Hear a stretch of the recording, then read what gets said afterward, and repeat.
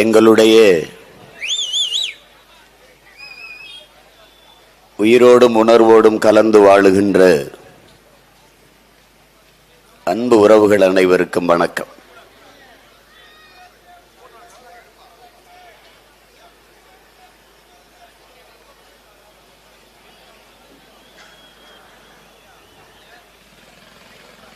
உழைக்கின்ற அடித்தட்டு மக்களை ஒன்றிணைத்து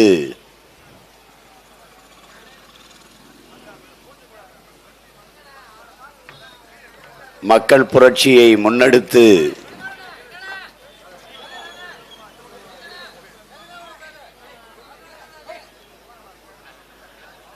தமிழ் தேசிய மக்களின்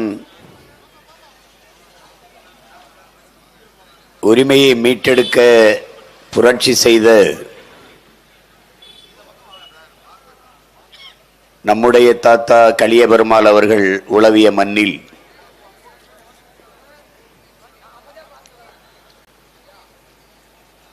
தமிழ் தேசிய விடுதலை பேரொளி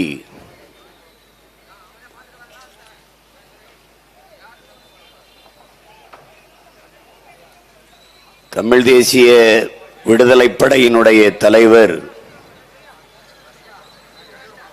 தமிழ் தேசிய அரசியலின் முன்னவர், நம்முடைய அண்ணன் பொன்பரப்பி தமிழரசன் அவர்கள் உலவிய இந்த மண்ணில் இரண்டு மகத்தான தலைவர்களின் மூச்சுக்காற்று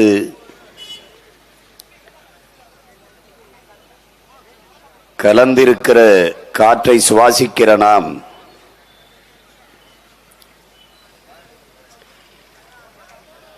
அவர்கள் எந்த நோக்கத்திற்காக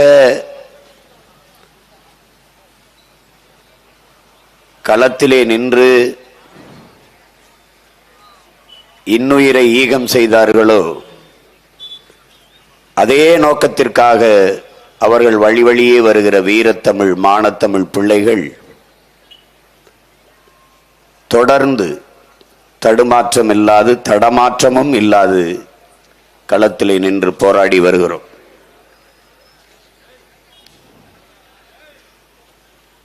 பெருமைகள் பல நிறைந்த செந்துறை மண்ணில் செந்தமிழ் இனத்தினர் அனைவரும் கூடி சாதிவாரி கணக்கெடுப்பும் சமூக நீதியும் என்று கூட்டம் நடத்தி கொண்டிருக்கிறோம்.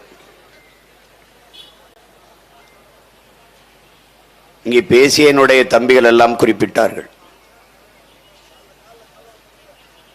தமிழ் சமூகம் மட்டுமல்ல, ஒட்டுமொத்த மானுட சமூகத்தின் பெரிய எதிரியே சாதி மத உணர்ச்சிகள் தான்.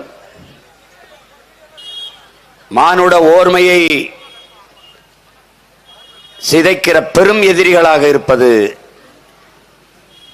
சாதி மத பற்று என்கிற புற்றுதான். அதிலும் குறிப்பாக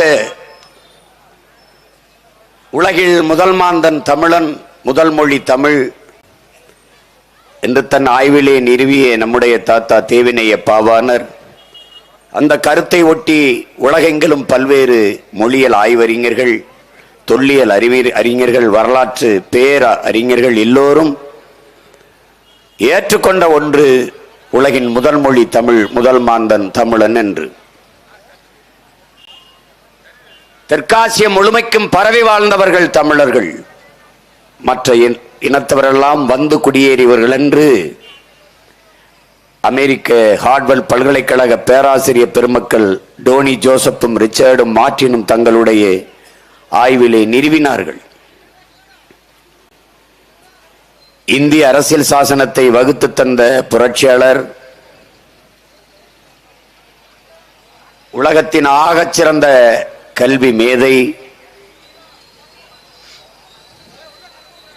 அறிவாசான் அண்ணல் அம்பேத்கர் அவர்கள் இந்திய துணைக்கண்டம் முழுமைக்கும் பரவி வாழ்ந்தவர்கள், தமிழை தாய்மொழியாக கொண்ட நாகர்கள். என்னுடைய மூதாதைகளின் மொழி கூட தமிழ்தான் என்று பதிவு செய்கிறார். இந்திய துணைக்கண்டம் முழுமைக்கும் பரவி வாழ்ந்த தமிழ் பேரினம், தெற்காசிய பகுதி முழுக்க பரவி வாழ்ந்த தமிழ் பேரினம் காலடியில் ஒடுங்கி குறுக காரணம் என்ன? தன் மொழியை விட பிறமொழி சிறந்தது என்கிற தாழ்வு எண்ணம், தன்னிடத்தில் இருப்பதை விட பிறரிடத்தில் இருப்பது உயர்ந்தது என்கிற சிந்தனை, தன்னின பகை, போர்க்குணமின்மை, அளவுக்கு மீறிய திரை கவர்ச்சி, இவையெல்லாம் பெரும் காரணமாக நின்று தமிழ் பேரினத்தை வீழ்த்தி இருக்கிறது. பிறர் சாதியை விட தன் சாதி உயர்ந்தது, பிறர் தன் மொழியை விட பிறர் மொழி உயர்ந்தது என்று. அடுத்தவன் மொழி எப்படி எனக்கு அறிவாகும் என்ற கேள்வியை இதுவரை ஒரு தமிழ் மகன் கூட எழுப்பியதே இல்லை.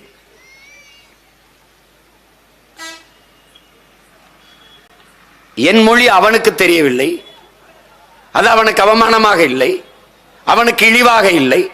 அவன் மொழி எனக்கு தெரியவில்லை என்றால் அதில் என்ன அவமானம், அதில் என்ன இழிவு, அதில் என்ன தாழ்ச்சி? ஒன்றுமில்லை. இந்த எண்ணங்கள் தான், இந்த இழி சிந்தனைகள் தான் நம்மை இவ்வளவு தூரம் வீழ்த்தி இருக்கிறது. பிறகு மொழி கலப்பில், சமஸ்கிருத மொழி கலப்பில் பிளந்து பிரிந்தோம். கன்னடர், தெலுங்கர், மலையாளி, துளுவர் என்று பிளந்து பிரிந்தோம். கன்னடமும் கலிதெலுங்கும் கவின் மலையாளமும் துளுவும் உன் உதரத்தில் பிறந்ததுவே என்று தமிழ் பாட்டு பாடுகிறது. இப்படி தென்மாநில மொழிகளில் எல்லாம் எல்லா மொழிகளின் தாயாக தமிழ், உலக மொழிகளின் தாயாக தமிழ், அந்த மொழியை தன் தாய்மொழியாக கொண்ட இனத்தின் மக்கள் தாழ்ந்து விழுந்ததற்கு காரணம் என்ன? மேலோங்கி நிற்கிற சாதி மத உணர்ச்சி. இங்கே வந்தவன் போனவனிடத்தில் நாட்டை கொடுத்து விட்டு 4-3 சீட்டுக்கு கைகட்டி மண்டிட்டு நிற்கிற கேவலம் ஏன் உருவானது? தமிழ் தேசிய இனத்திடத்திலும் இல்லாத ஒற்றுமை, தன்னைத்தானே தாழ்த்தி வீழ்த்தி கொள்ளுகிற ஒரு இழிவான நிலை, கேவலமான நிலை. இங்கே கோட்பாடு என்னரும் தம்பி தங்கைகளே, நாம் கற்றுக்கொள்ள வேண்டிய கோட்பாடு, ஏற்றுக்கொள்ளக்கூடிய கோட்பாடு. அறிவாசன் அம்பேத்கர், நான் யாருக்கும் அடிமை இல்லை, எனக்கு யாரும் அடிமை இல்லை, இந்த கோட்பாட்டை என்னரும் தம்பி தங்கைகள் உச்சரித்து பழக வேண்டும், உள்ள சுவற்றில் எழுதி வைக்க வேண்டும். ஐயா பெரியார் அவர்கள், தான் உயர்ந்த சாதி என்று எண்ணிக்கொள்கிற பெருமக்களே, உங்களுக்கு கீழே தாழ்ந்த சாதி எவரும் இல்லை என்று எண்ணிக்கொள்ளுங்கள், சமூகத்தில் எந்த சிக்கலும் இல்லை. இதுதான் நாம் கற்றுக்கொள்ள வேண்டிய பாடம். நீ உயர்ந்தவன் இருக்கட்டும், ஆனால் உனக்கு கீழே தாழ்ந்தவன் எவனும் இல்லை. இங்கே வார்த்தையை உற்று கவனியுங்கள், தாழ்த்தப்பட்டவர்கள் என்றுதான் சொல்வார்கள் இருக்குமே ஒழிய தாழ்ந்தவன் என்று இருக்காது. தாழ்த்தப்பட்டவன் என்றால் என்னை தாழ்த்தியவன் எவன் என்ற, நீ எதில் தாழ்ந்தாய்? நான் தாழ்ந்தவன் என்ற எண்ணத்தில் வீழ்ந்தாய். எதில் தாழ்ந்தாய்? சூலிய சீசர் சொல்கிறான், உன் தகுதியை உன்னை பற்றி அடுத்தவன் அறிவிப்பதற்கு முன்பே நீ எழுந்து சொல்லடா நான் ஆகச் சிறந்தவன் என்று. அப்படின்னு என்ன சொல்லணும்?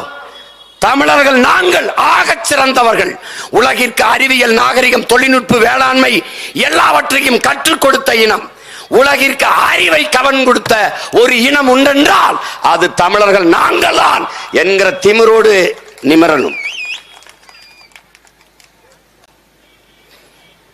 நீங்கள் எல்லாம் மானுடம் பேசிக் கொண்டிருந்த காலத்தில் நாங்கள் உயிர்மை நேயம் பேசிய உயர்ந்தவர்கள். யாதும் ஊரே யாவரும் கேளீர் என்று உலகம் தழுவி நேசித்தேன் என்ற இனத்தின் மக்கள். வாடிய பயிரை கண்டபோதெல்லாம் வாடினேன் வள்ளலார் பெருமகனார். காக்கை குருவி எங்கள் சாதி, நீல் கடலும் மலையும் எங்கள் கூட்டம் பாரதி. புதியதொரு உலகம் செய்வோம், கெட்ட போரிடும் உலகத்தை வேரோடு சாய்ப்போம். புதிய நாடு சொல்லல, புதிய பகுதி சொல்லல, புதியதொரு உலகம்னா அது என் உலகம். கம்பன், கபிலன், இளங்கோ எல்லாரும் உலகம் உலகம் என்று உலகம் தழுவி நேசித்து பாடிய இனத்தின் மக்கள் தமிழர்கள் என்கிற திமிர் ஒவ்வொரு தமிழ் தம்பிக்கும் தங்கைக்கும் இருக்கணும். அகர முதல எழுத்தெல்லாம் ஆதி பகவன் முதற்றே உலகு என்று முதல் வேதத்தின் முதல் குறளே உலகு என்று உலகம் தழுவி நேசித்துத்தான் தொடங்குகிறது. நீ எதுக்கு தாழ்ந்தவன்? எதுல தாழ்ந்தவன்? உயர்ந்தவன் எவனடா? எவன்? உன் ரத்தம் வேர்வையாக சிந்தி நீ கண்ணு மொழி புதுங்க கண்ணச்சதை தொங்க வேர்வை உப்பெல்லாம் வேர்வை உடம்பெல்லாம் உப்பாக பூக்க காலில் வெடிப்பு வெடிக்க நீ வெம்பாடுபட்டு உழைத்து கொடுக்கிறதை தின்கிறவன் உயர்ந்தவன், உழைக்கிற நீ தாழ்ந்தவன் என்றால் அண்ணல் அம்பேத்கர் சொன்னதை உன் ஆள் மனதில் எழுதிவை. என்னை அடிமை என்று அடிமைப்படுத்த நினைத்தால் உன்னை அழித்து ஒழிப்பதை தவிர எனக்கு வேற வழி இல்லை என்பதை நீ புரிஞ்சுக்கணும். நீ எதுல தாழ்ந்து போனாய்? எதில் தாழ்ந்தவன்? பண்பாட்டிலா, அறிவிலா, உழைப்பிலா? எதில் தாழ்ந்தாய்? எதில் தாழ்ந்தாய்? உனக்கு வேண்டியது உளவியல் விடுதலை. கையிலே விலங்கு வெட்டி எறியலாம், காலிலே விலங்கு கலட்டி எறியலாம், ஆனால் உன் சிந்தனையில் விலங்கு. அதுதான் இவ்வளவு பிரச்சனை. அப்ப நீ என்ன பண்ணணும்? ஆக சிறந்தவன். அந்த எண்ணம் உனக்குள்ள வரணும். தாத்தா ரெட்டமலை சீனிவாசன் சொன்னதை என்னரும் தம்பிதங்கள் படிச்சுக்கணும். எந்த சொல் இழி சொல் என்று உன் மீது சுமத்தப்படுகிறதோ அந்த சொல்லை எழுச்சி சொல்லாக மாற்றாத வரை உனக்கு விடுதலை இல்லை. பிறப்பின் அடிப்படையிலே பேதம் கற்பிக்கிற வர்ணாசிரம தர்ம கோட்பாட்டுக்கு எதிராக புதிய ஒரு கோட்பாட்டை உருவாக்கி கொள்ளாத வரை உனக்கு விடுதலை இல்லை. நீ உயர்ந்தவன் தாழ்ந்தவன் என்று பாகுபாடு பாராட்டுகிறானா? அந்த கோட்பாட்டை அடிச்சு நொறுகுடா. உனக்கு எத்தனை பாட்டு? எத்தனை பாட்டு?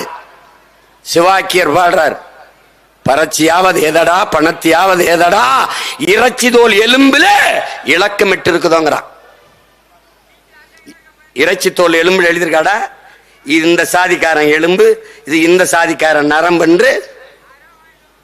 சாதி இரண்டொழிய வேறில்லை சாற்றுங்கால் நீதி வலுவா நெருமுறையில்.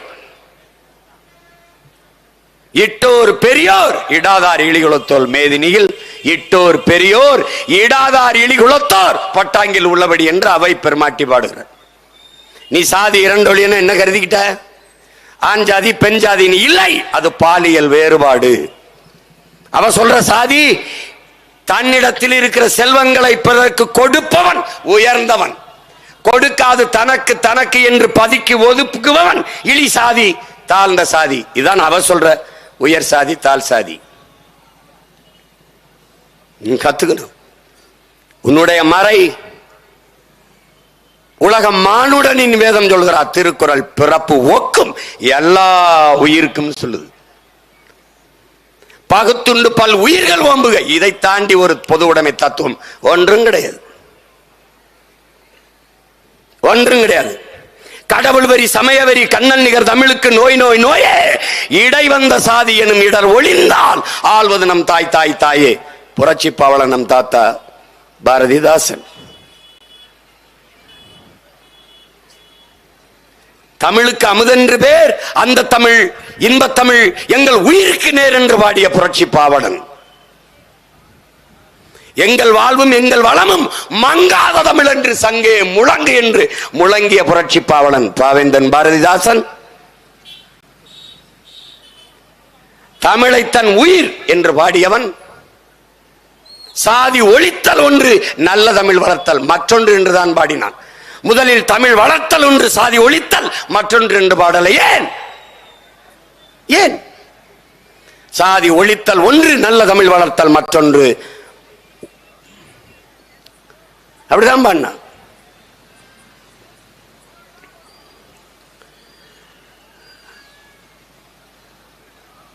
அப்ப சாதி ஒழிப்பு தான் சமூக ஓர்மை, தமிழ் சமூக ஓர்மை. சாதிய பிணிப்பற்ற தோலே நல்ல தண்டமிழ் வாளை தூக்கும். சாதி பிணிப்பற்ற ஏரி நல்ல தண்டமிழ் நீரை ஏற்கும்ங்கிறான்.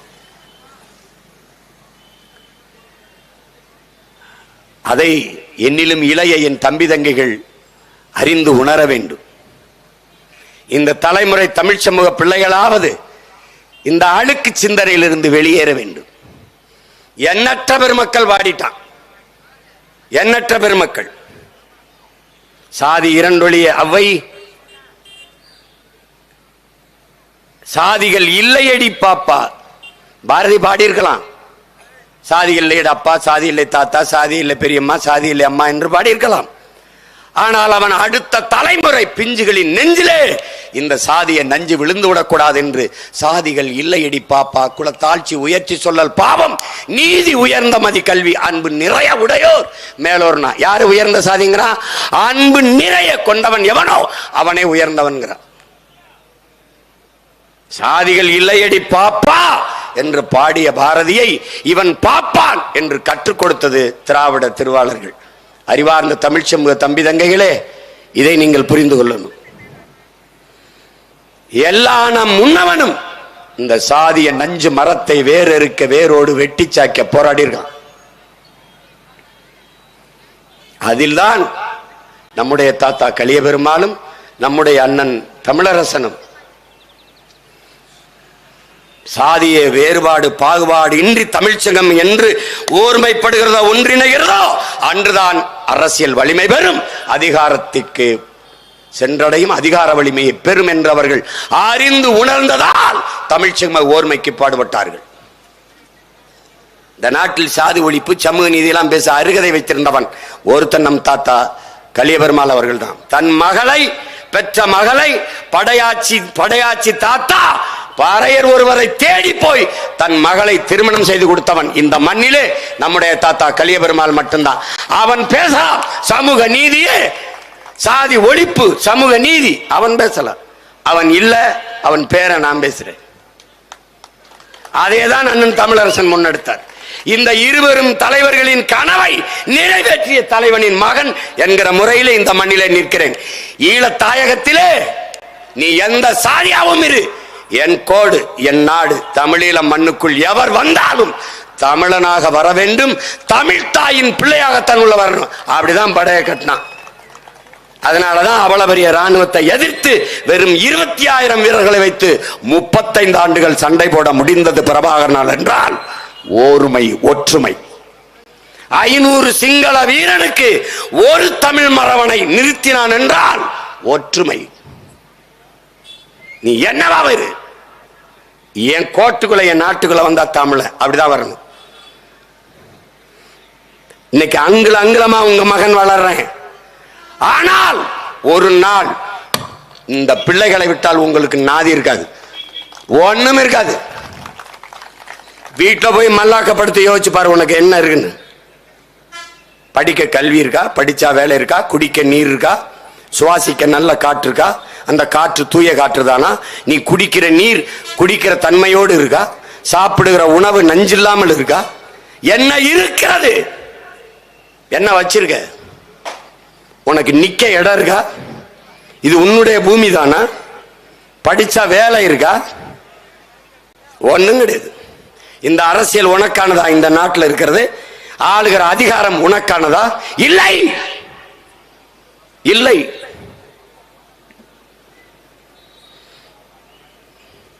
இது உன் மொழியை காக்குமா, உன் மொழியை மீக்குமா?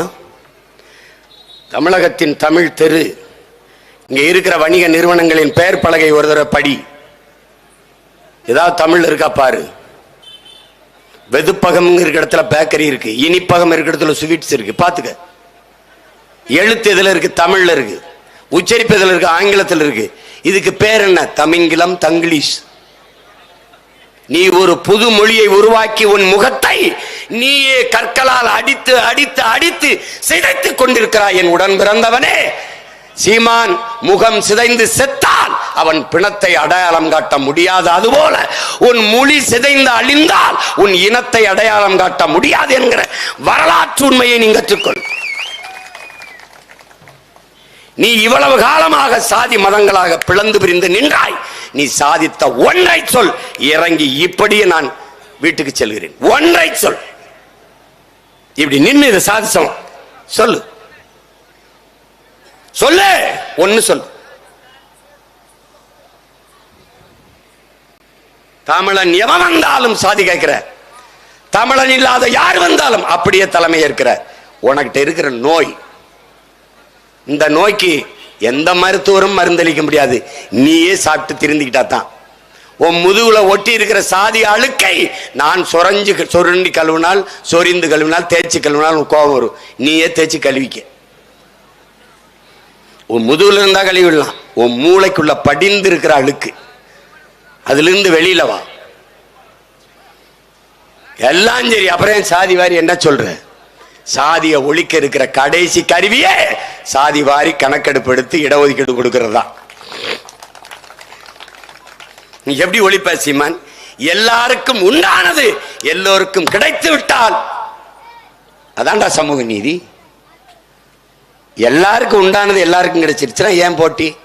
ஒரு எளிய கோட்பாடு என் உடன் பிறந்தவர்களே. நாம கேட்பது, 5 பேர் இந்த வீட்டிலே இருக்கிறார்கள், 5 பேருக்கான சாப்பாடு அனுப்பிடு. 50 பேர் அந்த வீட்டிலே இருக்கிறார்கள், 50 பேருக்கான சாப்பாடை அனுப்பிவிடு. இப்ப போட்டி இல்லை, பொறாமை இல்லை. ஆனால் 50 பேர் இருக்கிற வீட்டிற்கு 5 சாப்பாடை அனுப்புவதும், 5 பேர் இருக்கிற வீட்டிற்கு 50 சாப்பாட்டை அனுப்புவதும் சமூக நீதி அல்ல, சமூக அநீதி. இதனால்தான் பிரச்சனை. ஒரு குடும்ப அட்டைக்கு 10 கிலோ அரிசி. இந்த குடும்ப அட்டையை ஒரு அப்பத்தா வைத்திருக்கிறாள். அவள் வீட்டில் ஒருத்தி தான் இருக்கிறாள். அவளுக்கு 10 கிலோ அரிசி. பக்கத்து வீட்டிலே 10 பேர் இருக்கிறார்கள். அப்பா, அம்மா, அண்ணன், தங்கை, இப்படி 10 பேர் இருக்கிறார்கள். 10 பேர் இருக்கிற அந்த குடும்ப அட்டைக்கும் 10 கிலோ அரிசி தான். இது நியாயமான பங்கீடா, சம பகிர்வா? இதுதான் நம்முடைய கேள்வி. அதுதானே சமூக நீதினு என்ன நினைக்கிற? இங்க பேசிய தம்பிகள் எல்லாம் என் கருத்தை தான் வலியுறுத்தி பேசினார்கள். நீ எண்ணி கொடு, எடுத்து கொடுக்காதே. நீ அளந்து கொடு, அள்ளி கொடுக்காதே. இதுதான் எங்கள் கோட்பாடு. இதான் எங்க கோட்பாடு. இந்த நாட்டில் இடஒதுக்கீடு நாங்க தான் பெற்றுக் கொடுத்தோம், நாங்க தான் கற்றுக் கொடுத்தோம், அள்ளி கொடுத்தோம், கிள்ளி கொடுத்தோம். ஒன்னும் புடுங்கல. இதை சாதித்த ஒரே ஒரு மகன் நம்முடைய ஐயா ஆனமுத்தவர்கள் என்பதை அறிவார்ந்த தமிழ் சமூக தம்பிதங்கைகள் ஒற்றை மகனின் தொடர் போராட்டத்தின் வெற்றிதான் இன்று நீனும் நானும் பெற்றிருக்கிற இடப்பகிர்வு. இட ஒதுக்கீடு என்கிற வார்த்தையை ஒழிக்கணும். இட பங்கீடு, இடப்பகிர்வு என்றுதான் அதை பயன்படுத்தணும். நீ எதுக்கு என்னை ஒதுக்குற? இட ஒதுக்கீடு எதுக்கு ஒதுக்குற? பங்கீடு செய், பங்கீடு செய். எப்படி பங்கீடு? திராவிட கட்சிகளுக்கு சொல்லிக் கொடுக்க போறியா? எப்படி பங்கீடு? தேர்தல் நேரத்தில் வாக்கு பறிக்க வரும்போது ஓட்டுக்கு எப்படி எண்ணி காசு கொடுக்குற? வாங்க வாங்க, நல்லா இருக்கீங்களா? அம்மா நல்லா இருக்கீங்களா? பெரியமா எத்தனை நம்ம வீட்டில்? 5 பேரா? 5 ஓட்டு இல்லையா? சரி, 5 ஓட்டு 500 500 500 2500 கொடுத்துருப்பா. இதுக்கு என்னது? பங்கீடு. ஓட்டுக்கு கொடுக்குற பங்கீட்டை நாட்டுக்கு ஒரு தடவை கொடுங்கிறோம். எப்படி என்றது? ஓட்டை எப்படி இந்த தெருவில் எத்தனை ஓட்டு ஓட்டுன்னு எண்ணி இப்படி காசு கொடுக்க தெரியுதோ அப்படி எங்களை குடிவாரி எண்ணு. படையாச்சி எவ்வளவு, பறையர் எவ்வளவு, முதலியார் எவ்வளவு, செட்டியார் எவ்வளவு, நாடார் எவ்வளவு, கோணார் எவ்வளவு, உடையார் எவ்வளவு, கவுண்டர் எவ்வளவு எண்ணு. குயவர் எவ்வளவு, குறவர் எவ்வளவு, ஒட்டர் எவ்வளவு எண்ணு. போயர் எவ்வளவு, முடி திருத்துகிற மருத்துவர் குலம் எவ்வளவு, துணி வெளுக்கிற வண்ணார் குலம் எவ்வளவு, என்னடா எண்ணி கொடு.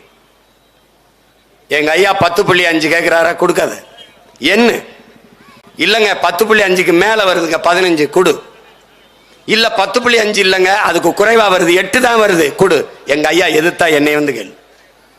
பல முறை எங்களுடைய போற்றுதற்குரிய பெருந்தகை மருத்துவர் ஐயா ராமதாஸ் அவர்கள் என்ன சாதி வாரி கணக்கெடு கணக்கெடு என்கிறார்.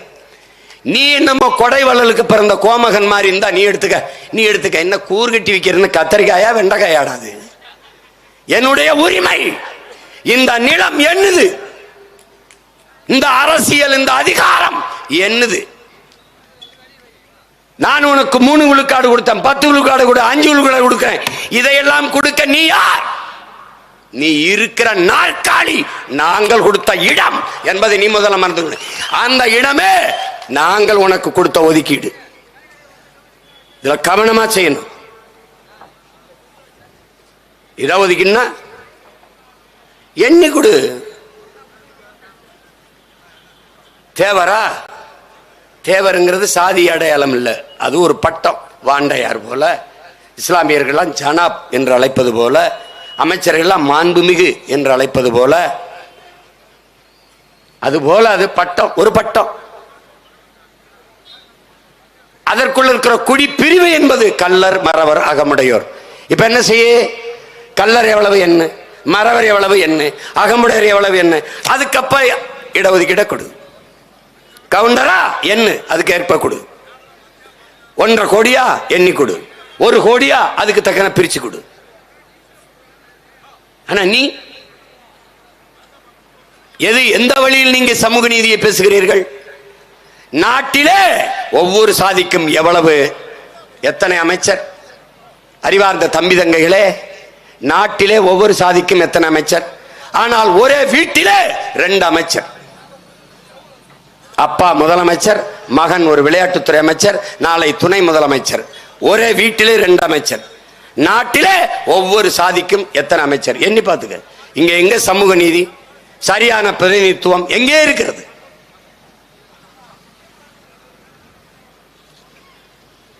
எங்க இருக்கு?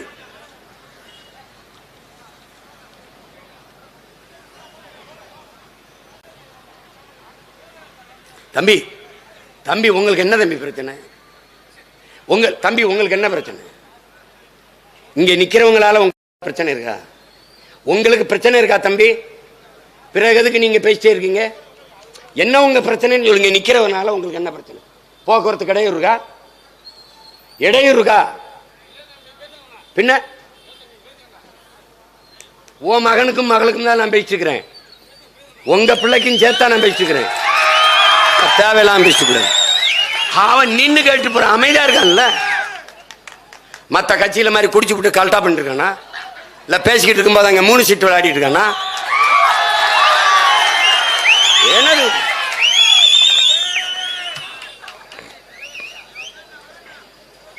இன்னுமா நாங்க பேசுறதெல்லாம் எங்களுக்காக. எனக்கும் பின்னாடி வருகிற என் தலைமுறைக்காக நாங்க கத்திக்கிட்டு இருக்கோம். எங்கள் முன்னவர்கள் கத்தினார்கள், ஒன்னும் பயனடைஞ்ச மாதிரி இல்ல, நாங்களும் கத்துறோம். இங்க எல்லாருக்கும் தான். அப்ப எது சரியான சமூக நீதியாக இருக்க முடியும்? அப்ப சாதிவாரி கணக்கெடுப்பு எடுத்து சமூக நீதி உரிய இடப்பகிர்வை கொடுத்து விட்டால் சாதி ஒளிந்து விடுமா என்றால் ஒளிந்து விடும். தம்பி, நத்தைக்கு எதுக்கு கூடு தேவைப்படுகிறது? எதற்கு தேவைப்படுகிறது? கூடு இல்லை என்றால் எல்லாம் தொட்டு தொட்டு பிடிச்சு பிடிச்சு கொண்டு விடுக. அப்ப ஆபத்து வரும்போது படக்கென்று ஒரு கூட்டுக்குள் மறைகிற தேவை வருது. புழுக்கு எதுக்கு கொடுக்க முளைக்குது? அதை பிடிச்சு பிடிச்சு நசுக்கி கொண்டு வருவேன். அப்ப அது தன்னை தற்காக்க ஒரு கொடுக்கு தேவைப்படுது. இது போலதான் இங்கே சாதி அமைப்புகள், சாதிய கூட்டங்கள், குழுக்கள் உருவாக காரணம். நாம சாதியா ஒன்னா இருந்தா தான் ஏதாவது கேட்டு பெற முடியுங்கிற நிலையை உருவாக்கி வைத்திருக்கிறீர்கள். அப்படி இல்லை. என் முன்னாடி உட்கார்ந்துருக்க எல்லாருக்கும் கல்வி, கல்விக்கேற்ற வேலை, வேலைக்கேற்ற சம்பளம், அதை கொண்டு வாழ்கிற பெருமை மிக்க வாழ்வு வந்துட்டால் எவனும் சாதியை பற்றி சிந்திக்கவோ அதுக்காக போராடவோ பெருமை பேசவோ நேரம் இருக்காது. அவனுக்கு உண்டானது கிடைச்சிருச்சுன்னா நான் என் வயிறு நிறைஞ்சிருச்சுன்னா எதுக்கு ஊடாமட்டு சொத்தை படிக்க போறேன்? எதுக்கு பறிக்க போறேன்? எனக்கு வேண்டியது கிடைச்சா அடுத்தவன்ட்ட எதுக்கு எடுக்க போறேன்? எதுக்கு திருட போறேன்? ஏன்? தானாக போட்டி பொறாமை எல்லாம் பொசுங்கி போகும். எல்லோருக்கும் சம வாய்ப்பு வர வேண்டும் என்றால் குடிவாரி கணக்கெடுத்து எண்ணி கொடுக்க வேண்டும் என்பதுதான். இல்லைன்னா என் தம்பி துறை சொன்ன மாதிரி ஒரு குத்து மதிப்பா கணக்கு. ஐயா எம்ஜிஆர் அவர்கள் இருக்கும்போது சாதி வாரி எங்கள் எவ்வளவு சாதி அப்படின்னு சாதிய தலைவர்களை கேட்கும்போது நாங்க 1.5 கோடி, நாங்க 1 கோடி, நாங்க 80 லட்சம், நாங்க 90 லட்சம், கணக்கு பார்த்தா அன்றைக்கு 25 கோடி வருது. சும்மா வாய்க்கணக்கு அல்லாத, வாய்க்கணக்கு மனக்கணக்கு போடக்கூடாது. என்னன்னு எண்ணி கொடுக்கணும். அதுதான் சரியான சமூக நீதி. அதற்காகத்தான் சாதி வாரி கணக்கெடுங்கள், அது வாரி பிரிச்சு கொடுங்கள், சமூக நீதியை நிலைநாட்டுங்கள் என்று சொல்றோம். வெற்று வார்த்தையாக சமூக நீதி, சமத்துவம், சகோதரத்துவம் என்று பேசிக்கொண்டு திராவிட கட்சிகள் இருக்குமே ஒழிய ஒருபோதும் கணக்கு எடுக்காது. காரணம், திராவிட கட்சிகள் எடுத்தால் அவர்கள் தமிழர் அல்லாதவர்கள் எவ்வளவு பேர் தமிழனுடைய இடத்தை அனுபவித்துக் கொண்டிருந்தார்கள் என்று தெரிய வந்துவிடும். அதான் அங்க இருக்கிற பிரச்சனை. அதனால எடுக்க மாட்டார்கள். இன்னைக்கு நேத்தா நாம சிறு பிள்ளையா இருக்கிற காலத்தில் சட்டநாதன் பரிந்துரைத்த அந்த காலத்தில் இருந்து இவர்கள் எடுக்கல. எந்த திராவிட கட்சி? ஐயா கருணாநிதி எடுத்தாரா, ஐயா எம்ஜிஆர் எடுத்தாரா, அம்மையார் ஜெயலலிதா எடுத்தாரா? எடுக்க மாட்டார்கள். இப்ப யார் அதிகாரத்திற்கு வந்தால் இது எடுக்கப்படும், உரிய எண்ணிக்கையில் உரிமை கொடுக்கப்படும். பிரபாகரன் பிள்ளைகள் என்னைக்கின்ற இந்த மண்ணில் தமிழ் தேசிய குடியரசை கட்டி எழுப்புகிறார்களோ அன்னைக்கு இது சாத்தியப்படும். என்னது இது? ஒரு பெரிய வேலையா? எண்ணி கொடுக்கிறது அதெல்லாம் எப்படிங்க? இது மத்திய அரசு எடுக்கணும் அப்படின்னு. அறிவார்ந்த தமிழ் சமூக தம்பிதங்களிடத்திலே, என் அன்பு பெற்றோரிடத்திலே ஒரு கேள்வியை உங்கள் மகன் வைக்கிறேன். 3% இடஒதுக்கீடு அருந்ததிய மக்களுக்கு கொடுத்தது யார்? மாநில அரசு. 3.5% விழுக்காடு இடஒதுக்கீடு இஸ்லாமிய பெருமக்களுக்கு கொடுத்தது யார்? மாநில அரசு. 10.5 விழுக்காடு படையாட்சிக்கு கொடுத்தது யார்? ஐயா எடப்பாடி பழனிசாமி, மாநில அரசு.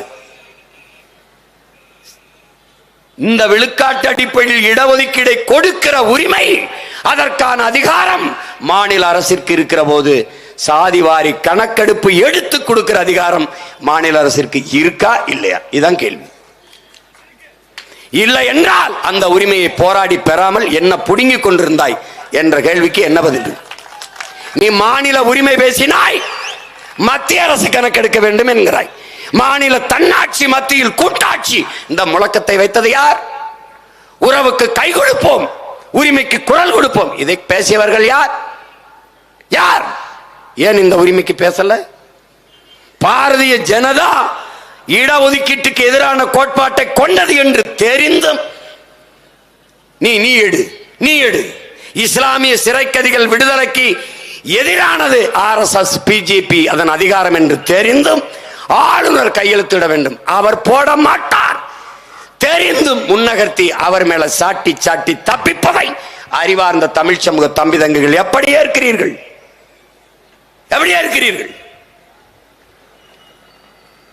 நிதிஷ்குமாரால முடியும், உங்களால் முடியாதா? அது வழக்காகி தடை வெட்டப்பட்டிருக்கு. ஏன்? அவன் ஒரு உச்ச வரம்பு வச்சிருக்கான், ஒரு மார்ஜின், ஒரு எல்லை, 50 விழுக்காடு அப்படின்னு.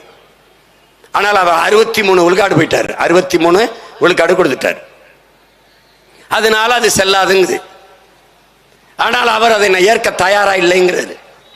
உச்ச நீதிமன்றம் சொன்னது எல்லாத்தையும் நீங்க கேட்க போறியா? இல்ல மற்ற மாநிலங்கள்லாம் கேட்டிருக்கா?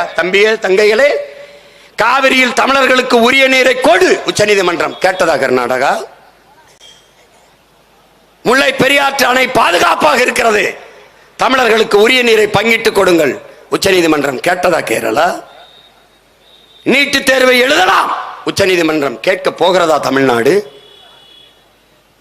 கேட்கறதுக்கு பதில் யார்கிட்ட இருக்கு? இந்த கேள்விகள் உங்களுக்குள் எழுதால் நீங்கள் என் உடன் பிறந்தவர்கள். இல்லை என்றால் நான் ஒன்னும் சொல்ல முடியாது. என்னைக்கு இந்த கேள்வி உனக்குள் எழுதோ அன்னைக்கு என்னிடத்தில் வா, உனக்காக உன் அண்ணன், உன் உடன் பிறந்த உன் தம்பி, உன் பிள்ளை காத்திருப்பேன். நீ என்னைக்கு கோவப்பட்டிருக்க? ஏன் இந்த கேள்விகள் உனக்குள்ள வரல? இப்ப விட்டுற போறியா? தமிழ்நாடு அப்படி இல்ல.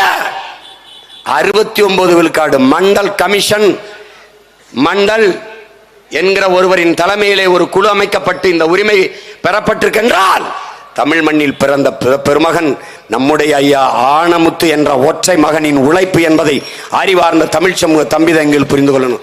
எல்லாம் சொந்தம் கொண்டாடுவான். ஆனமுத்துக்காக பேச இன்று யாரும் இல்லாமல் இருக்கலாம். பேசியவர், பாராட்டியவர் எங்கள் ஐயா மருத்துவர் ராமதாஸ் அவர்கள். அவர் பாராட்டு கூட்டம் போது முன் இருக்கையிலே இருந்து கைதட்டியவன் இந்த மகன் சீமான் என்பதை நீங்கள் கவனத்தில் வைத்துக் கொள்ள வேண்டும். பட்டாடை போர்த்தி மாலையை அணிவித்து அந்த பெருந்தகையை பாராட்டிய மகன் எங்கள் ஐயா ராமதாஸ் அவர்கள். அவருக்கு தெரியும். இப்ப ஒரு 10.5 தந்தாலே தான் சொல்ல, என்ன எண்ணி கொடு. நீ ஏமாத்திக்கு இருக்க, பூச்சாண்டி கட்டிக்கிட்டு இருக்க. நீ 10.5 இங்க பாரு, இதெல்லாம் எடுத்து வச்சிருக்க. என்ன அண்ணன் பார்த்து படிக்குதுன்னு சும்மா வாய்க்கணக்கா சொல்றேன்னு நினைச்சிடக்கூடாதுல்ல. எவன் எவ்வளவு அனுபவிக்கிறான்ட்டு அதுல பாரு, ஒரு ஆட்சியில் அந்த பாரு வந்திருக்கு பாரு. 10.5 படையாட்சிகளுக்கு எங்க ஐயா ஒரு தடவை சொல்லிட்டாருங்க கோவத்துல, உனக்கிட்ட உன்கிட்ட நான் இதெல்லாம் செஞ்சு கொடுன்னு கேட்கணுமா? 10.5 எனக்கு கேவலம் வெக்கமா இருக்குதுன்னு. 10,000 பேர் இல்லாத ஒரு சாதி எங்களை இத்தனை வருஷமா ஆண்டுகிட்டு இருக்கேன்னு வச்சிட்டாரு. அதுக்கு எவனோ ஒருத்தனை விட்டு தகவல் அறிவு உரிமை சட்டையில் நாங்க எடுத்து, சட்டத்தில் எடுத்து நாங்க சொல்றோம் 10.5 விட அதிகமா படையாட்சியில் அனுபவித்துக் கொண்டிருக்கிறார்கள். நாங்க ஆட்சியில கேட்டோம், கேட்டு நாங்க சொல்றோம். உங்களை அவர் ஏமாத்துறாரு. 14 விழுக்காட்டுக்கு மேல படையாட்சியில் அனுபவித்துக் கொண்டிருக்கிறார்கள் தகவல் அறிவு உரிமை சட்டம் சொல்லுதுன்னு. இந்த பாருங்க, இந்த பாருங்க இருக்கு பாருங்க. என்னுடைய தம்பி மகிழன் தன் வலையொலியில போட்டிருக்கான், எடுத்து பாருங்க. வலையொலியில இந்த பாருங்க. அதுல 2008 திருச்சியை சேர்ந்த ஓய்வு பெற்ற துணை கலெக்டர், துணை மாவட்ட ஆட்சியர் முத்தையன் டிஎன்பிசி இடம் அந்த வன்னியர்களுக்கு எத்தனை பணியிடங்கள் ஒதுக்கப்பட்டன என்று ஆர்டிஐ மூலம் கேட்டதற்கு அது தகவலை தர மறுத்து விட்டது. இப்ப எங்களை சேர்ந்த ஒருவர், என் தம்பி அறிவன், இந்த உண்மையிலே வன்னியர்களுக்கு 10.5க்கு மேல பயன்பாட்டில் இருக்கா, இடஒதுக்கீடு இருக்கா, 14 விழுக்காடு இருக்கா அப்படிங்கிற தகவல் அறிவு சட்டையில் போட்டு கேட்டதுக்கு இந்த தகவலை நீங்க யாருக்கும் கொடுத்தீங்க. அப்படி யாருமே கேட்கல. நாங்க எந்த தகவலையும் நாங்க யாருக்கு அனுப்பலைன்னு தகவல் அறிவு உரிமை சட்டம் சொல்லியிருக்கு. அப்படின்னா அது எந்த தகவல் அறியத்திலிருந்து நீ எடுத்து நீ ஒரு அதிகாரத்தில் இருக்கிற நீ எப்படி பொய்யா பரப்புற? ஒரு சமூகத்தை, தமிழ் சமூகத்தின் பெரும்பான்மை தமிழ் சமூகத்தை எப்படி ஏமாத்துற நீ? தொழில்துறை அமைச்சர், தமிழ்நாட்டின் தொழில்துறை அமைச்சர், முதலமைச்சர் 2 பேரும் சேர்ந்து 10 லட்சம் கோடி அந்நிய முதலீட்டை கொண்டாந்துருக்கோம். அதை வச்சு 31 லட்சம் பேருக்கு வேலை வாய்ப்பை கொடுத்துருக்கோம்னு நீங்க 2 பேரும் பேசிட்டே இருக்கிறீங்க. இப்ப நான் இதே தகவல் அறிவு உரிமை சட்டத்துக்கு கேட்டிருக்கேன், உண்மையிலே 10 லட்சம் கோடி உள்ள வந்திருக்கா, அதுல 31 லட்சம் பேருக்கு வேலை வாய்ப்பு கொடுத்துருக்கலான்னு. இல்லைன்னு சொல்லிடுச்சு. அடுத்த நாள் உங்க மேல வழக்கு போடுவேன். சொல்லு, ஏன் போய் சொன்ன? எவ்வளவு பெரிய ஏமாத்துங்க, எவ்வளவு பெரிய ஃப்ராடு, அயோக்கியத்தனம். தகவல் அறிவு சட்டம் சொல்லிடுச்சு 14 விழுக்காட்டுக்கு மேல படையாட்சி அனுபவிக்கிறது. நீ உண்மை பேசுற, எங்க ஐயா போய் பேசுறாரு. அப்படித்தானே?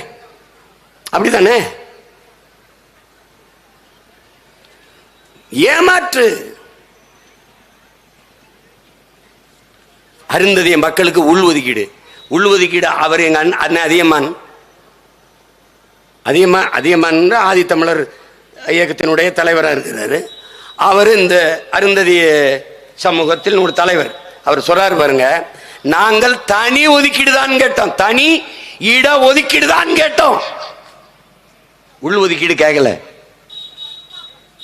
தம்பி நல்லா விளைஞ்சுக்கணும். SC ST, scheduled tribes, scheduled caste, பழங்குடி மக்களுக்கும் ஆதி தமிழ் குடிகளுக்கும் 18 விழுக்காடு போராடி பெற்று தந்த பெருமகன் யார்? நம்ம ஐயா தான். நம்ம ஐயா தான். ஒற்றை மகனாக ஊர் ஊரா போய் எல்லா மாநில முதலமைச்சர்கள், எல்லா மாநில தலைவர்கள், எல்லா அரசியல் கட்சி தலைவர்களையும் சந்தித்து பேசி பல காலங்கள். இவர்களைப் போல பெரிய செல்வன் தான், கோடீஸ்வரன்லாம் கிடையாது. ஒரு ஜிப்பா, ஒரு கருப்பு துண்டு, ஒரு செருப்பை போட்டுக்கிட்டு போய் பேசி பேசி பேசி குடியரசுத் தலைவர் எல்லாத்தையும் பேசி அன்னைக்கு பிரதமராக வந்த ஐயா விபி சிங்கால் நிறைவேற்றப்பட்டது 69% மண்டல கமிஷன். மண்டல் தலைமையிலே ஒரு கமிஷன், ஒரு குழு அமைக்கப்பட்டதே ஆனமுத்து என்கிற மகத்தான பெருமகனின் போராட்டத்திற்கு கிடைத்த வெற்றி. அதில் பெற்ற உரிமை 18 விழுக்காடு தேவேந்திரர், பறையர் இவர்கள் எல்லாருக்கும், பழங்குடி மக்களான குறவர், ஒட்டர் எல்லாருக்கும், போயர் எல்லாருக்கும் சேர்த்து இந்த 18 விழுக்காட்டிலே 3 விழுக்காடு அருந்ததியர் சமூகத்திற்கு எடுத்து கொடுத்தவர் ஐயா கருணாநிதி. அவர்கள் கேட்டது தனி இட ஒதுக்கீடு, நீங்கள் கொடுத்தது எங்களுக்குள் இருந்து உள் ஒதுக்கீடு. தம்பி தங்கைகளே, நானே நெளிஞ்ச தட்டில் 5-6 பருக்கைகளை போட்டு சாப்பிட்டு கொண்டிருக்கிறேன். எனக்கே இது பத்தலை. இதுல 2 எடுத்து இன்னொருத்தனுக்கு கொடுத்து விடுவது எந்த வழியில் நியாயம்? பக்கத்துல ஒருத்தன் சட்டி சட்டியா ஆக்கி பிரியாணி தின்று இருக்கும்போது நான் இத்தனீன்னு ஒரு வேளை கஞ்சி நெலிஞ்ச தட்டில் போட்டு குடிச்சுக்கிட்டு இருக்கிறத எடுத்து இன்னொருத்தனுக்கு கொடுப்பதை எப்படி நீங்கள் சரியான பங்கீடாக பார்க்குறீங்க? எப்படி பார்க்குறீங்க? எங்கிருந்து கொடுக்குது? இங்கிருந்து தான் கொடுக்கணும்னா இப்ப பொருளாதார அடிப்படையில் பின்தங்கிய மக்களுக்கு 10 விழுக்காட்டை எங்கிருந்து எடுத்து கொடுக்கிறீர்களோ அங்கிருந்து தான் அருந்ததிய மக்களுக்கு நீங்க 3 விழுக்காடு இல்ல 15 விழுக்காடு வேணாலும் நீங்க அங்கிருந்தான் கொடுத்துருக்கணும். ஏன் கொடுக்கல? ஏன் கொடுக்கல? இந்தியா முழுமைக்கும் உள்ஒதுக்கீட்டுக்கு எதிரான போராட்டம், இந்தியா முழுமைக்கும் இடஒதுக்கீட்டுக்கு ஆதரவான நிலைப்பாடு போராட்டம். அருந்ததிய சொந்தங்களுக்கு நீங்கள் 3 கொடுங்கள், 6 கொடுங்கள், 10 கொடுங்கள், அவர்களுக்கான இடஒதுக்கீட்டை ஏற்கிறோம், இடப்பங்கீட்டை ஏற்கிறோம். அவர்கள் உரிமைக்காக நாங்கள் உயிரை கொடுத்தேனும் போராடி பெற்றுக் கொடுக்க அவர்கள் உடன் நிற்கிறோம். ஆனால் எங்களுக்குள் இருந்து எடுத்துக் கொடுப்பதை ஏற்க முடியாது. ஏனென்றால் நாங்களே பாதிக்கப்பட்டவர்கள். நீங்கள் அப்படி கொடுத்த நீங்கள் காலங்காலமாக ஒடுக்கப்பட்டு தாழ்த்தப்பட்டு வீழ்த்தப்பட்டிருக்க மக்களுக்கான உரிமையை கொடுக்க நினைத்த நீங்கள் பிசி எம்பிசி கோட்டாவில் இருந்து கொடுத்திருக்க முடியுமா? பதில் இருக்கா? முடியுமா? இந்த நாட்டில் ஏற்படுகிற கலவரத்தை கட்டுப்படுத்தியிருக்க முடியுமா? கொடுத்திருந்தால் நீங்கள் மறுபடியும் ஆட்சி அதிகாரத்திற்கு வந்திருக்க முடியுமா? தாழ்த்தப்பட்டவன், ஒடுக்கப்பட்டவன், அரசியல் வலிமையற்றவன், அதிகார வலிமையற்றவன், தனக்கென்று பேச குரலற்றவன் என்பதனாலேயே படக்கென்று எழுத்து கொடுத்து விட்டீர்கள். என்ன என்ன மனச்சான்று உள்ளவர்கள் சிந்தித்து பாருங்கள். இட ஒதுக்கீடு தான் அண்ணனே சொல்லியிருக்காரு. இந்த பாருங்க, இட ஒதுக்கீடு தான் நாங்கள் கேட்டோம். ஆனால் ஐயா கருணாநிதி தான் உள்ஒதுக்கீடு கொடுத்தார். பின்னாடி அவர் சொல்றாரு, ஐயா கருணாநிதி அவர்கள் உடல் நலிவுற்று நலமில்லாமல் போய் மருத்துவமனையில் படுத்து விட்ட பிறகு ஸ்டாலின் அவர்கள் தான் சட்ட முன்வரவை சட்டசபைக்குள் கொண்டு வந்தார், எதிர்ப்பில்லாமல் சட்டம் நிறைவேறியது என்று. அன்னைக்கு இந்த உள்ஒதுக்கீடு கொண்டு வருகிற போது அந்த இடத்திலிருந்து அதை ஆதரிக்காமல் வெளியேறியவர் அண்ணன் புதிய தமிழகம் கட்சியினுடைய தலைவர் கிருஷ்ணசாமி அவர்கள் தான். பாருங்க, இதுல அவரே பேசினதை தான் வெளியிட்டு இருக்காங்க தம்பிகள். இதுல என்ன சொல்றதுக்கு இருக்கு உங்களுக்கு? ஒரு உதாரணத்துக்கு ஒன்று சொல்ல பாருங்க.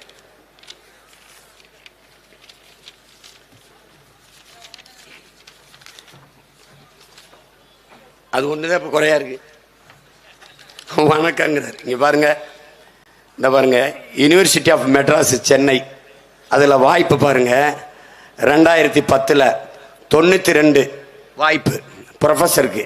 அது பாருங்க, இந்த வேலை வாய்ப்புல அதுல 20 எஸ்சி ஏ, அதாவது எஸ்சியில அருந்ததி இருக்கு 20 இடம், எஸ்சி பறையர் தேவேந்திரர் இருக்கு ஒண்ணுமில்ல முட்டை. இந்த பாருங்க இருக்கு பாருங்க தம்பி. இதில் நான் வாய் கணக்கா சொன்னா நம்ப மாட்டேன், எல்லாம் எடுத்துட்டு வந்திருக்கேன். இந்த ஸ்டாலின் மாதிரி பார்த்து படிக்கிறேன்னு நினைச்சுக்கிறாத, இதை நான் பார்த்து படிச்சாதான் நீ நம்புவ. இங்க பயிரு. அதுக்கப்புறம் மதுரை காமராஜ் யூனிவர்சிட்டி மதுரை, நல்லா கவனிச்சுக்க. அது 2010 7-10 2010 25 இடம், அதுல 6 இடம் அருந்ததி இருக்கு. ஒரு முட்டை பறைய இருக்கு, தேவேந்திரர் இருக்கு, குறவர் இருக்கு, எல்லாம் பார்த்துக்க நீ மற்றவனுக்கு. இதுல என்னன்னா 18 விழுக்காட்டுல 3 விழுக்காடு அவங்களுக்கு போயிருது, மீதி 15 விழுக்காடு தான் நமக்கு. அந்த 15 விழுக்காடை வைத்திருந்தும் நீ முட்டை தான். அந்த முட்டையை கூட பொறிச்சு சாப்பிடலாம், இதை ஒன்றும் பிடுங்க முடியாது. ஒன்றும் புரியுதா? அதுக்கப்புறம் திருவள்ளுவர் யூனிவர்சிட்டி வெள்ளூர், அதுல 28/12/2010 6 வாய்ப்பு. அதுல 3 அருந்ததிய சமூகம், 2 அருந்ததியர், மற்றவர்கள் ஒன்றும் இல்லை. யாரு? ஆதி தமிழ் குடிகள், பறையர் ஒன்றும் இல்லை, தேவேந்திரருக்கு ஒன்றும் இல்லை. அதுக்கு பாரதிதாசன் யூனிவர்சிட்டி திருச்சி, அது 2010 10 12 இடம் பாரதிதாசன் யூனிவர்சிட்டியில், அதில் 3 அருந்ததியர், நமக்கு மற்றவர்களுக்கு பறையர் தேவேந்திரர் முட்டை. அதே மாதிரி மதுரை காமராஜ் யூனிவர்சிட்டி மதுரை 2010 15 இடம், அதில் 2 அருந்ததியர். இப்படி எல்லாமே 3 விழுக்காடை வைத்திருக்கிற அவர்கள் பெற்ற இடத்தை இந்த ஆதி தமிழ் குடிகள் பறையர் தேவேந்திரர் பெறல. அப்ப 3 விழுக்காடு வச்சிருக்கிற அவர்கள் 17 விழுக்காடு வாய்ப்பை பெறுகிறார்கள், 17 இடத்தை பெறுகிறார்கள். மீதி 15 இடத்தை வைத்திருக்கிற இவர்கள் 14 இடத்தைத்தான் பெறுகிறார்கள். இதுதான் ஆபத்து. அப்ப என்ன, அவர்களுக்கும் வாய்ப்பை கொடுங்கள். இப்ப அருந்ததியருக்கு 3 விழுக்காடு கொடுத்துருக்குங்க, என்னங்க ஒருவேளை 6 வந்தா 6 கொடுங்க. ஆனால் எனக்கிட்ட இருந்து எடுத்து கொடுக்காதீங்க. அவன் வச்சிருக்கான்ல 100 லட்டுல 80 லட்டு வச்சிருக்கான்ல, அவன்கிட்ட எடுத்து கொடுங்க. அவன்கிட்ட எடுத்து கொடுங்க. அதுக்கு சட்ட போராட்டமா, அரசியல் போராட்டமா, அதை செய்வோம். எங்கிருந்து கொடுப்பான்? வகுப்பில் முன்னேறிய வகுப்பினர், பொருளாதாரத்தில் பின்தங்கியவர்கள் என்று 10 விழுக்காட்டு இடஒதுக்கீட்டை எங்கிருந்து கொண்டு வந்து கொடுத்தார்களோ அங்கிருந்துதான் அதை எடுத்து கொடுக்கணும், வாங்கி கொடுக்கணும். அதை செய்யல. இது ஏன் நீங்க பேச மறுக்கிறீங்கன்னு கேளுங்க. ஓட்டு போயிரும். ஓட்டை வாங்குவது எதற்கு? உரிமையை பாதுகாக்க. உரிமையை பறி கொடுத்து விட்டு ஓட்டை வாங்கி என்ன செய்ய போற? நீ ஓட்டுக்கானவனா இல்லை இந்த நாட்டுக்கானவனா, நாட்டு மக்களின் நலனுக்கானவனா என்பதை அறிவார்ந்த தமிழ் சமூக தம்பி தங்கைகள், என்னரும் சொந்தங்கள் சிந்திச்சு பார்க்கணும். வெறும் ஓட்ட குறி வச்சு நிற்கிறது. அண்ணா அதிகமானே சொல்றாரு, மேற்கு மாவட்டங்களில் எல்லாம் அருந்ததிய மக்களின் வாக்குகள் அதிமுகவுக்காக இருந்தது. அசைக்க முடியாத அதிமுகவின் வாக்காக இருந்தது. மொத்த பேரும் எம்ஜிஆருக்கு தான் போடுவான். ஏன்? அவர் மதுரை வீரனாக நடித்தார். எல்லா வீட்டு சுவத்திலும் நான் பெருந்துறையிலே அண்ணன் வைகோ அவர்கள் கட்சியிலே நான், எங்க அப்பா மணிவண்ணன், என் அருமை சகோதரன் செல்வ பாரதி எல்லாம் இருந்தபோது நாங்கள் அங்கே சுப்பிரமணியன் என்கிற ஒரு விவசாயிக்கு சீட்டு கொடுத்திருந்தார் அண்ணன் வைகோ அவர்கள். அவருக்காக நாங்கள் வாக்கு சேகரிக்க சென்ற போது பெருந்துறையிலே அருந்ததிய மக்கள் வாழ்கிற தெருக்களிலே வீடுகளில் எல்லாம் எம்ஜிஆர் படத்தை வைத்து தெய்வம் போல வணங்கி கொண்டிருந்தார்கள். காரணம், மதுரை வீரகன் தன் சமூகம் சார்ந்த ஒருவனின் கதாபாத்திரத்தில் இவர் நடித்ததால் அவரை கொண்டாடினார்கள். அதனால் அந்த மக்கள் தங்களின் தெய்வம் என்று போற்றி எல்லா வாக்குகளையும் அதிமுகவுக்கு செலுத்தி வந்தார்கள். இப்போது அந்த வாக்கு திமுகவுக்கு திரும்பி இருக்கிறது. காரணம் இந்த உள்ஒதுக்கீடு தான். நான் சொல்லல, அண்ணன் அதிகமானவர்கள் சொல்லியிருக்காங்க, அந்த தாளில் இருக்கு. அதுக்கு மேல பார்த்து படிச்சா எனக்கு அசிங்கம்னு வச்சுட்டேன்.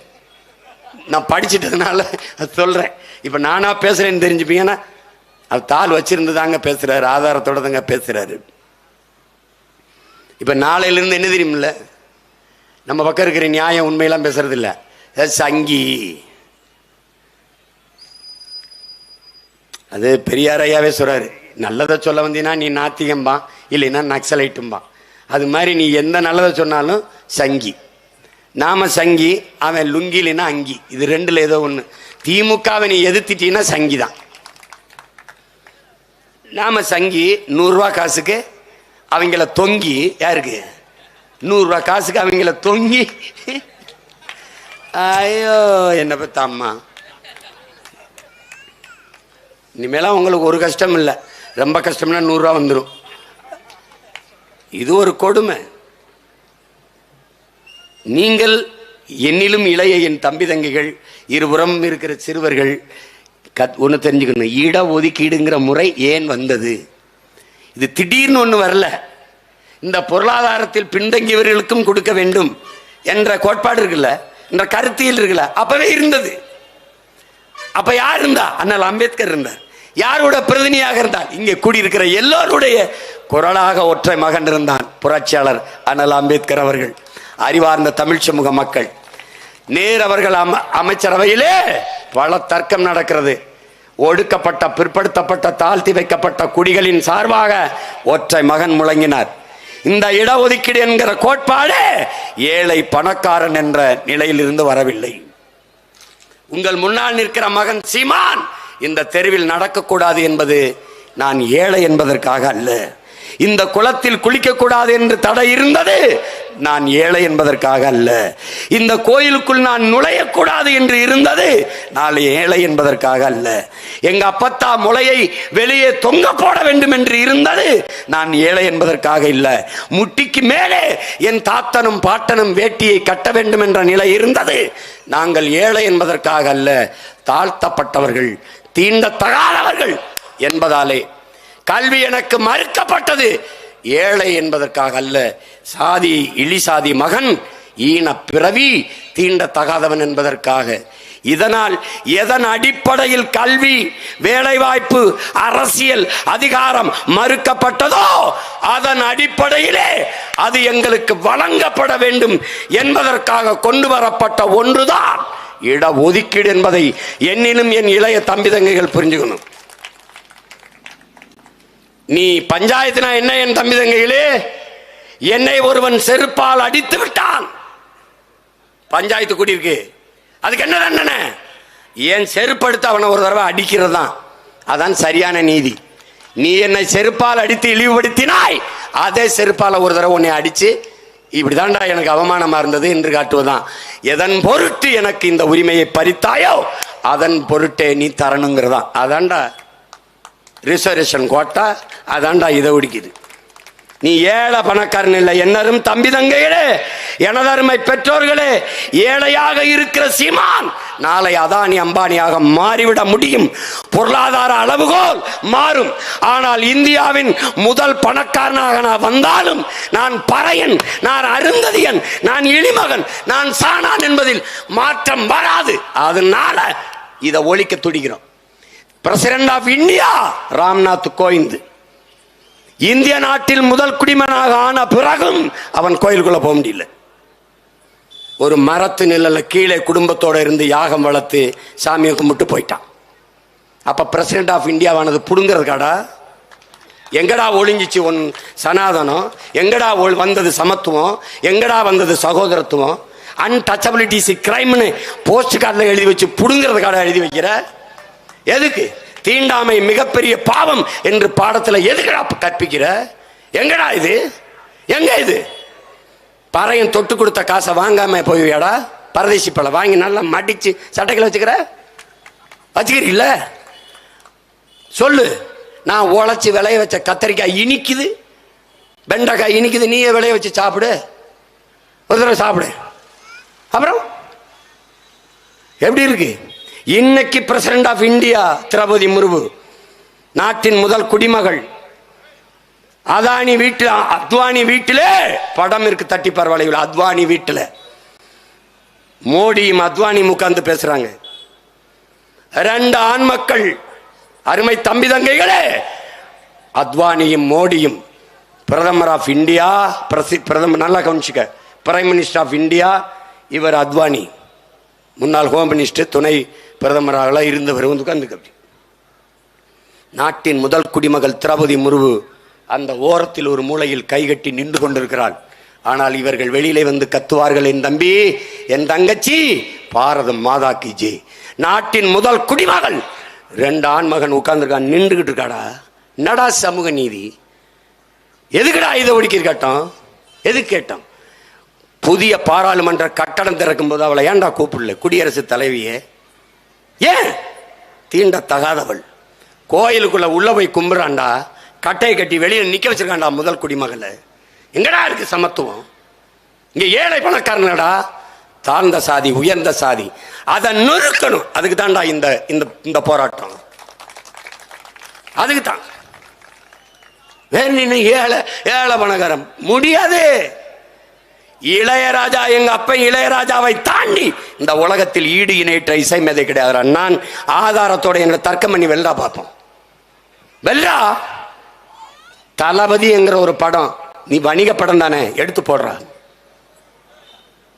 எடுத்து போடு. ஒவ்வொரு பாட்டு ஒரு மனிதன் மூளைக்குள்ள இத்தனை இசை வடிவம் உருவாயிருக்குன்னு உலகத்தில் எவனும் நம்ப மாட்டான்.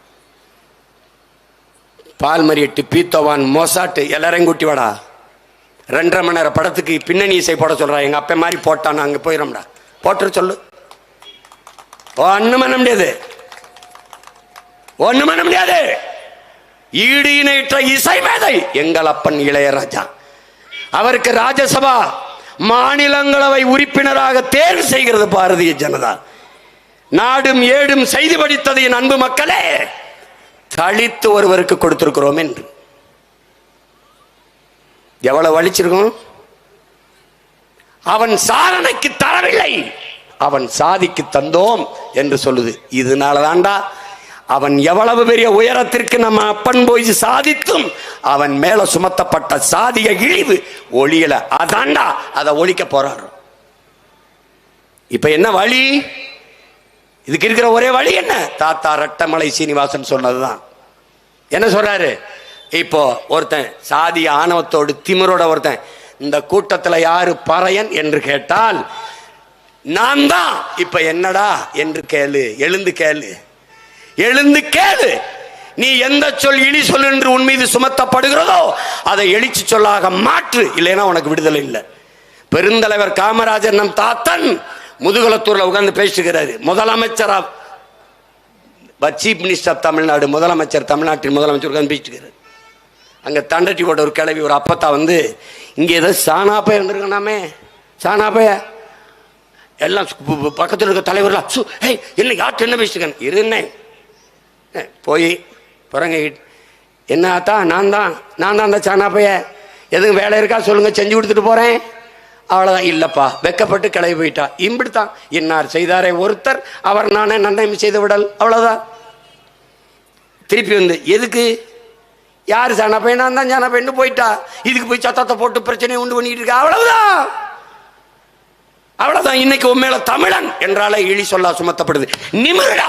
ஆம் நாங்கள் தமிழர்கள் என்று நிமிருடா. உலகெங்கும் போ. இஸ்லாமியன் என்றால் தனி சோதனை, தமிழன் என்றால் தனி சோதனை. எல்லா விண்ணூர்தி நிலையத்துக்கும் போய்ப்பார். ஏன் நம்மை தீவிரவாதி பயங்கரவாதி என்று பார்க்கிற போக்கை உலகம் முழுமைக்கும் கட்டமைச்சு வச்சிருக்கான். நம்மை போல மானுட நேயம் உயிர்மை நேயம் கொண்டவன் ஒருவனும் இல்லை. அண்டை அயலானுக்கும் அன்பு காட்டு நபிகள் நாயகம். அடுத்தவன் பசியோடு இருக்கும்போது உண்ணாதே நபிகள் நாயகம். தன்னை போல் புறரையும் நேசி இயேசுகிறான். என்ன கொண்டு வந்தாய் கொண்டு செல்ல கிருஷ்ண பரமாத்மா. நம்முடைய மூதாதை மாயோன் மேய காடுரை உலகு செவியன் மேய மைவரை உலகு. அந்த மாயோன் என்ன கொண்டு வந்தாய் கொண்டு செல்ல அப்படின்னா அர்த்தம். என்னடா கொண்டு வந்தா கொண்டு போன? அம்மனமா பிறந்தா அம்மனமா போறா. இடையில இருக்கிறது எல்லாருக்கும் கூடுறா. இதாண்டா கோட்பாடு. செல்வத்தின் பயனே ஈதல், ஈதல் இசைபட வாழ்தல், அது வல்லது ஊதியம் இல்லை உயர்வுக்கு. தமிழன் மறைமொழி வேதம். இதை கற்றுக்க. இப்ப புரிஞ்சுக்க எதுக்காக இடஒதுக்கீடு கொண்டு வரப்பட்டதுன்னு. எந்த சாதி இழிவை சுமத்தி எனக்கு கல்வி வேலை வாய்ப்பு மறுக்கப்பட்டது? படிக்க கூடாதுன்னா. படித்தால் நீ நல்ல செய்திகளை கேட்டா, வேதம் படிக்கும் போது கேட்டினா காதல ஈயத்த காட்சி ஊத்தனம்னா நீ படிச்சிட்டினா, படிச்சுட்டு வேலைக்கு போக கூடாது. செருப்பு தைக்கிற மயன் செருப்பு தான் தைக்கணும், துணி வெளுக்கிற மயன் துணி தான் வெளுக்கணும், பானை செய்கிற மயன் பானை தான் செய்யணும், பணம் ஏறுற மயன் பணம் தான் ஏறணும். இதெல்லாம் என்ன குலக்கு? இதைத்தான் செய்யணும், மாற்றி செய்யக்கூடாது. மீறி நீ படித்து வேலைக்கு வரணும்னு நினைத்தால் அடுத்த ஜென்மத்தில் வாயாலே தின்று வாயாலே மலம் கழிக்கும் வௌவால் முகம் கொண்ட மைத்ராச ஜோதிகன் என்கிற பேயாக பிறப்பாய். மனு தர்மம் எழுதி வச்சிருக்கு. எதுக்கு மனு தர்மத்தை எதுக்குற? இதுக்கு தான் எதிர்க்கிற. வௌவாலை பார்த்திருக்கியா? ஒரு கோரமாக இருக்கும் அந்த முகம். அந்த முகம் கொண்ட மைத்ராச ஜோதிகன் என்கிற பேயா பிறப்பாயின்னு. இப்போ நம்ம முன்னோர்கள் வராங்கடா. அது ஒருத்தர் இல்லை, மார்க்ஸு லெலின் ஏங்கல்ஸு இங்கர்சாலு அம்பேத்கர் புத்தன் பூலே எல்லாம் வரான். கிளம்பி பெரிய அறிஞன்லாம் வரான். ஏய் செத்த பிறகு நாயா போ பேயா போ, இப்போ படித்து மனுஷனா போனா. இதாண்டா கதை. அதை எல்லாரும் பேசுறான். படிக்காத ஒருத்தன் வந்தான், நம்ம தாத்தா காமராஜ். தெருவுக்கு தெரு பள்ளிக்கூடம் கட்டி படிக்க வச்சான். இவன் வந்தான், தெருவுக்கு தெரு குடிப்பவன் கட்டி குடிக்க வச்சான். ரெண்டு தாண்டா இது. இப்ப புரியுதா எதுக்கு இடஒதுக்கீடுன்னு? பொருளாதார அளவுகோல் மாறிவிடும். ஏழை பணக்காரன் ஆகிவிடலாம்.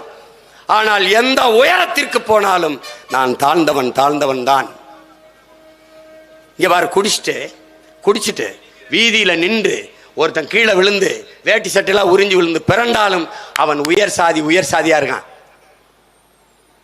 நான் குடிக்க மாட்டேன், கட்டிய மனைவி தவிர வேற ஒரு பெண்ணை நினைக்க மாட்டேன், ஊழல் லஞ்சம் பெற மாட்டேன், ஒழுக்கமா இருப்பேன்.